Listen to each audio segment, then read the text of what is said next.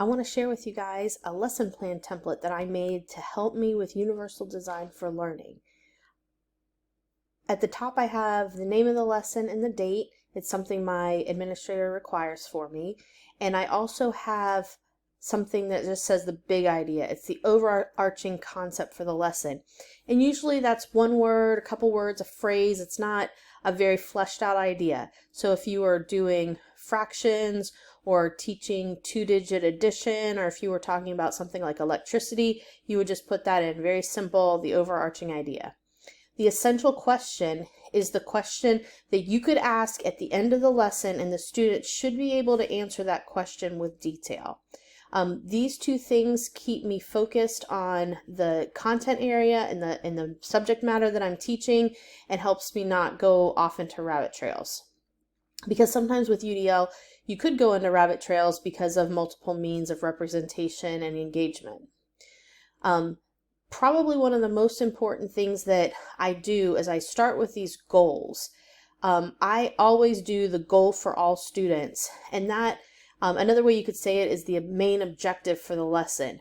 In college when you did your student teaching, they had you write out your lesson plans and have the objective, students will be able to, and they would have something that has an action, something that the students can do. So this is something that all students could do, and because Universal Design for Learning is intended to include as many people as possible, you need to think, I need something that every single student could do in my class about this big idea that answers this essential question. I need something that all the students can do. Now you might be going, well, that's not fair for your super high kids, or that might not be fair for your lowest kids.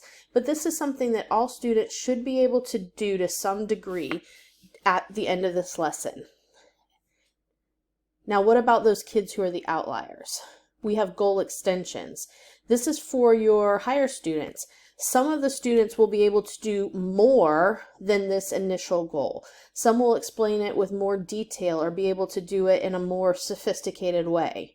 And then we have a spot for modified and adapted goals.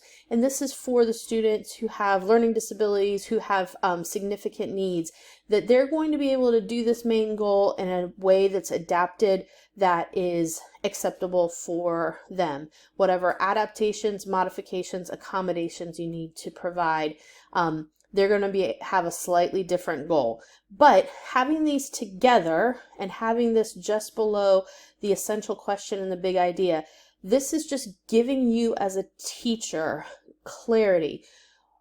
Out of all the things that we're going to do, out of all the choices that the students have, it's going to lead to this outcome.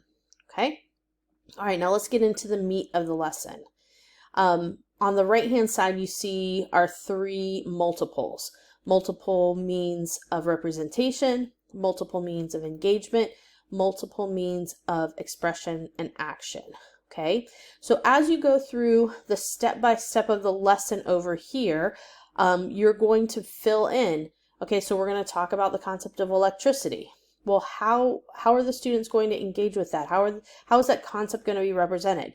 Maybe you have a book, maybe you have a textbook, maybe you have an article. Well, those are all reading. Maybe you have a video, maybe you have an experiment. How is the concept represented? Okay. The ways students can engage. What kind of options are you giving them that would help them to be motivated? Are you giving them time where they can work with a partner? Are you giving them time to explore on their own?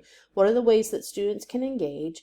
And then how do they express their learning? This gets into that active learning. Like, what are they doing to discover, to show what they know? What choices are you giving them?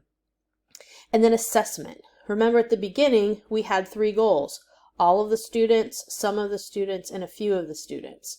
So your assessment should reflect the goals at the top. Okay, so sometimes people will put assessment up at the beginning, like this is what I'm aiming for, but I know I'm aiming for it at the end. To me, it makes sense at the end. So after we hook them, and after we plan out our lesson, and after we have all of our ways that we're engaged, then they should be able to do this. All of the students should be able to do this, some and a few. Another way that I really like to do assessment, I do like to give multiple means of expression, even in assessment. Let them have a digital assessment versus a paper assessment, a project-based assessment. Sometimes the assessment is how I evaluate it. What does my rubric look like? If they're doing a project-based learning, what does the rubric look like? Okay, and then these are just a couple quality control questions. They're not essential for what happens during the lesson, but it just helps me before I'm done with my planning. I ask myself 2 questions. Does the assessment meet the goal for all students? Okay, if your assessment doesn't match the goal, then what you did isn't going to achieve the goal, or the way you're measuring it doesn't match the goal. You've got to make sure they match. You've got to make sure they work together. And then at the end, can the students answer the essential question, right? So at the end of the lesson, students should be able to answer an essential question. And if the things that you've done, the things that you've planned out, lead them to be able to answer that question, then you know you have a successful lesson plan. I hope this lesson plan template is helpful for you and it makes sense.